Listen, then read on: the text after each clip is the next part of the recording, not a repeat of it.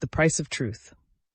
The knock came at dawn, 3 sharp raps that pulled James from restless sleep. He'd been dreaming of fire, the Reed homestead burning, flames consuming everything Peter and Martha had built, and the sound jerked him upright with his heart hammering. Eleanor stirred beside him, her hand finding his arm in the gray light. "It's all right," he murmured, though he wasn't certain. "Stay here." He pulled on his trousers and shirt, feeling the stiffness in his shoulder where the bullet wound had healed but left its mark.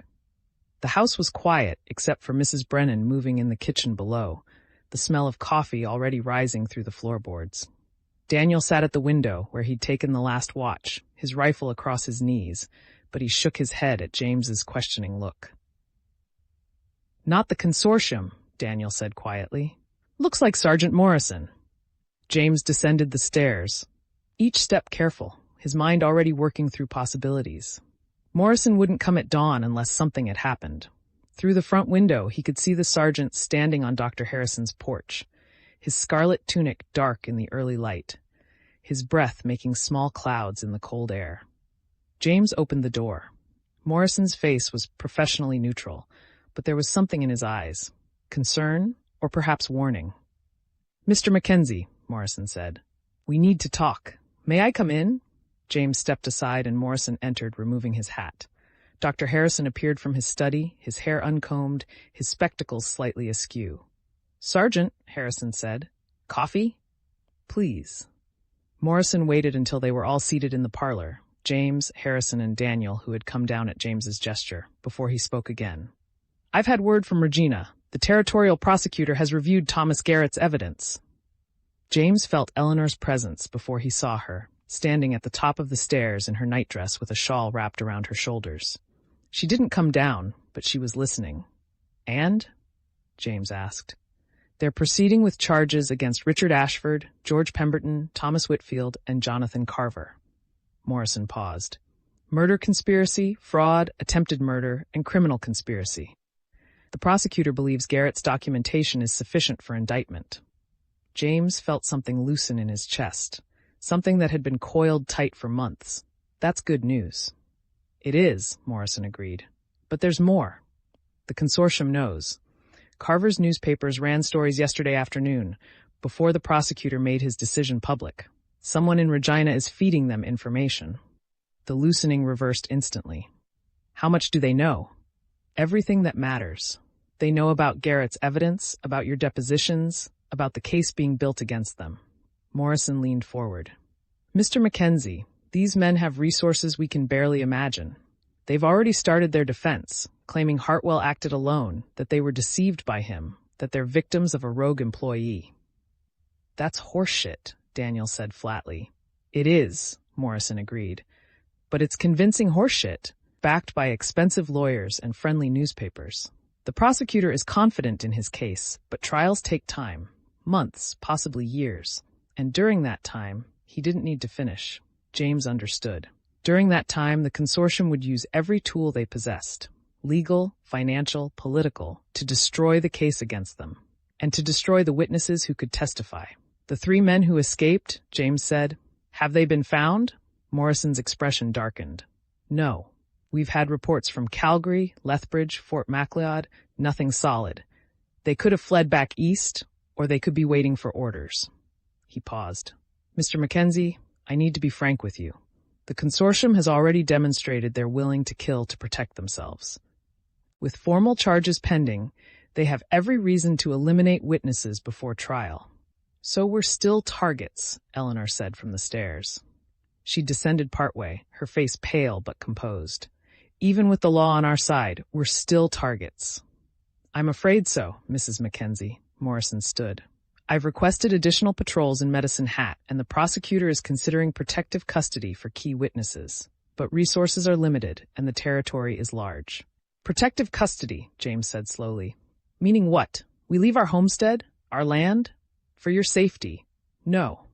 The word came out harder than James intended. "We've fought too hard for that land. We're not abandoning it now." Morrison studied him for a long moment. "I understand your position, Mr. Mackenzie, but understand mine. I've seen what men like this do when they're cornered. They don't fight fair, and they don't show mercy." He picked up his hat. Think about it. The offer stands. After Morrison left, they gathered in the parlor. James, Eleanor, Sarah, who had appeared during the conversation, Daniel, and Dr. Harrison. Thomas was still asleep upstairs, and Mrs. Brennan kept to the kitchen, giving them privacy. "We can't run," Sarah said. Her voice was flat, stating fact rather than opinion. "Even if we wanted to. The consortium has too much reach. They'd find us wherever we went." "And if we stay," Eleanor asked, "we defend ourselves," Sarah answered. "Like we've been doing, but smarter. The consortium knows about Garrett's evidence now, which means they know they're facing real prosecution. That changes their calculations." James looked at his daughter, seeing again the transformation that still caught him off guard. When had she become this? When had the girl who dreamed of teaching school become this hard-eyed tactician? "How does it change their calculations?" Dr. Harrison asked. "They have to choose," Sarah said. "Cut their losses and try to fight the charges in court, or escalate and try to eliminate witnesses. The first option is expensive, but relatively safe. The second is cheaper, but riskier. If they kill us and get caught, it proves the charges against them." "So we make the second option impossible," Daniel said, following her logic. "We make it so they can't touch us without proving their guilt." "Exactly." Sarah moved to the window, looking out at the empty street. The consortium's watchers had vanished after the arrests, but their absence felt more ominous than their presence. "We need to be visible, public. We need witnesses around us constantly, documentation of our movements, people who would notice immediately if something happened to us." Eleanor shook her head. "That's no way to live. Looking over our shoulders forever, never knowing." "It won't be forever," Sarah interrupted. "Just until the trial. Once they're in custody, once they're facing a judge, the danger decreases. They'll focus on their legal defense instead of eliminating witnesses." "And if they're acquitted?" James asked quietly. The question hung in the air. Sarah turned from the window, and for a moment James saw past the hard exterior to the girl beneath, frightened, exhausted, but refusing to break. "Then we deal with that when it comes," she said. The conversation was interrupted by Thomas appearing at the top of the stairs, rubbing his eyes. "Papa, what's happening?" James felt the familiar tightness in his chest. How much had Thomas heard? How much did he understand? "Nothing, son," he said. "Just talking. Come down and have breakfast." But as Thomas descended and Eleanor moved to embrace him, James caught Sarah's eye. "Nothing," he'd said. But they both knew it was everything. The consortium was cornered now, facing real consequences for the first time. And cornered animals were the most dangerous. After breakfast, Edmund Whitmore arrived with news that the administrative challenge to their homestead claim had been officially withdrawn. The consortium's lawyers facing the pending criminal charges had apparently decided to cut their losses on that front. The land was theirs, legally and completely.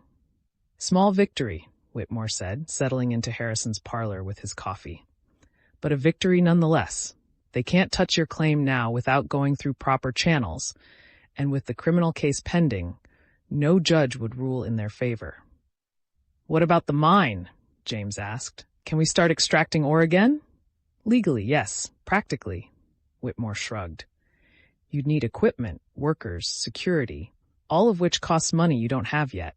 And hiring workers means involving more people, creating more potential targets or witnesses depending on how you look at it." "So the silver stays in the ground," Eleanor said. "For now." Whitmore pulled out a sheaf of papers. "But I've been in contact with mining companies in Calgary. Legitimate ones, not consortium fronts. Once the criminal trial concludes, assuming you're still alive and the consortium is in prison, you could lease extraction rights. They'd handle the mining, you'd receive royalties. Less profit than doing it yourself, but less risk too." "Assuming we're still alive," Sarah repeated. "That seems to be the key assumption in all our planning." Whitmore had the grace to look uncomfortable. "Miss Mackenzie, I won't lie to you. The next months will be dangerous. But you have advantages now you didn't have before. The law is on your side. The community knows what the consortium has done, and Thomas Garrett's investigation has exposed their operations across multiple territories. They can't act with impunity anymore. They can hire men to kill us," Sarah said bluntly. 3 of their killers are still out there. Maybe more. And the consortium has enough money to hire a dozen more if they want. Which is why Sergeant Morrison offered protective custody, Whitmore said. Which we're not taking, James said firmly. Whitmore studied him. May I ask why? Your stubbornness has served you well in some ways, Mr. Mackenzie, but there's a line between courage and foolishness. James felt the anger rise, hot and sudden. Because we've given up enough. Because we came here to build something, and we've bled for every inch of this land. Because if we run now, we'll be running forever. The consortium will see to that. James, Eleanor said quietly, but she didn't argue. She understood. Whitmore sighed. Then you need a strategy beyond simply hoping they won't act. You need to make yourselves too dangerous to kill. How? Daniel asked. Documentation, Whitmore said. Everything you know, everything you've witnessed, written down in sworn affidavits and deposited with multiple authorities. Letters to newspapers detailing the consortium's crimes.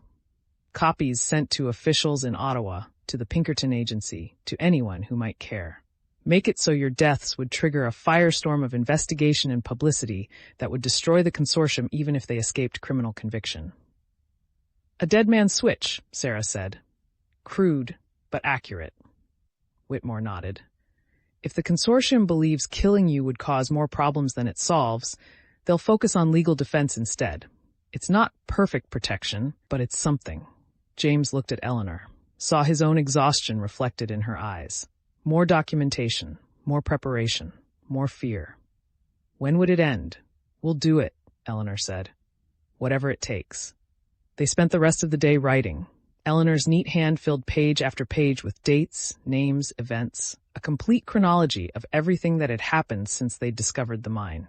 Sarah added her own account, clinical and detailed, of the attacks and threats. James documented the financial pressure, the consortium's manipulation of the land office, Pemberton's suspicious death. By evening, they had a stack of papers 2 inches thick.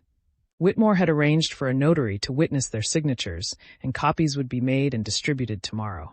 It felt both substantial and inadequate. Proof of their persecution, but would it be enough to keep them alive? As darkness fell, James stood at the window watching the street. No watchers tonight, no obvious threats.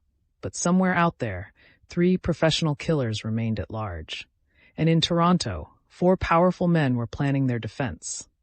Calculating whether murder was worth the risk, Eleanor came to stand beside him, her hand finding his. Do you think it will work? She asked quietly. The documentation making ourselves too dangerous to kill? I don't know, James admitted. But it's all we have. No, Eleanor said. We have each other. We have Sarah and Thomas. We have Daniel and Dr. Harrison and all the people who've stood with us. That's more than documentation. James pulled her close, breathing in the familiar scent of her hair. She was right. They had survived this long, not because of strategy or tactics, but because they refused to break, because they stood together.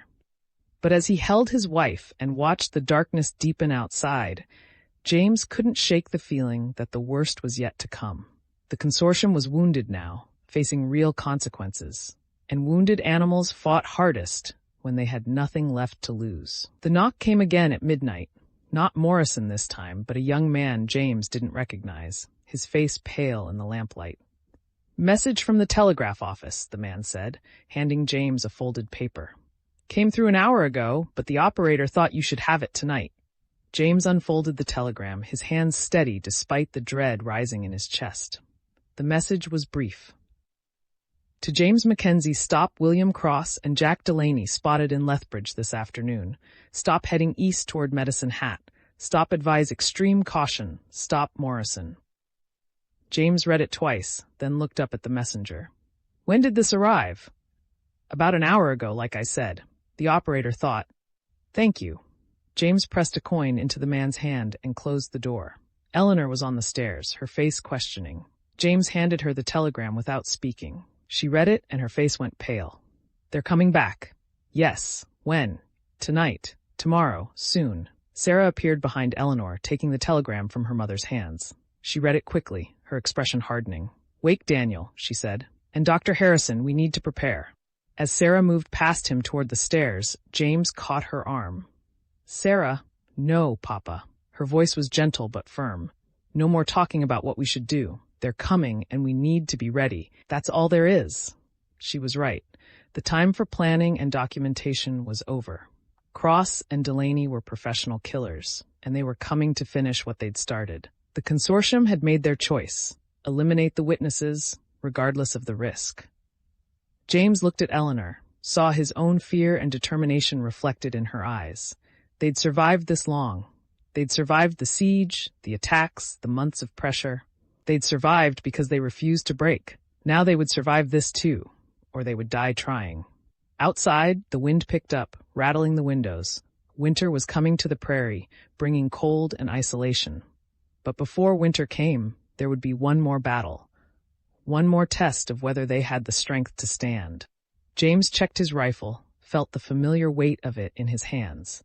Somewhere out there, 2 killers were riding toward Medicine Hat. Riding toward his family. Let them come, he thought. Let them come and see what we've become. The prairie had forged them into something harder than they'd been. The consortium had tried to break them and failed. Now it was time to prove that some things, family, home, justice, were worth any price. Even the ultimate one. Thanks for watching our stories. Don't forget to like and subscribe for more epic adventures. Thanks for watching our stories. Don't forget to like and subscribe for more epic adventures.